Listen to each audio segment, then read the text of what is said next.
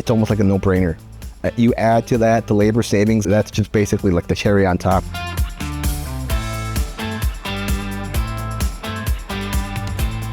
It's always kind of the culture. We're always looking to modify and make the operation, as efficient as we can for the employees.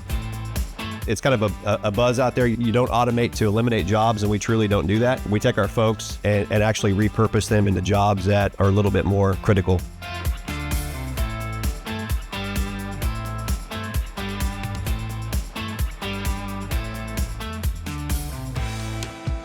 I think that's the thing that we just want to highlight with Land & Frost today is you can actually automate now versus later, because all the constraints that are typically associated with automation from a traditional capital purchase perspective are now gone. And we can get into actually delivering on the outcomes that we need in our businesses. You pay nothing until it's running and validated on your floor, zero upfront capital.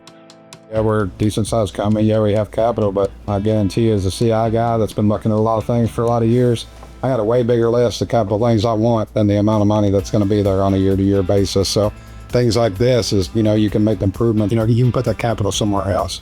And this is one of those positions where we were hand palletizing every case, and there's no value to that. So it's one of those very, very low hanging fruit that we can address with no capital. It's almost like a no-brainer. You add to that the labor savings that's just basically like the cherry on top. There is no upkeep on our maintenance team. It's 100% Formic.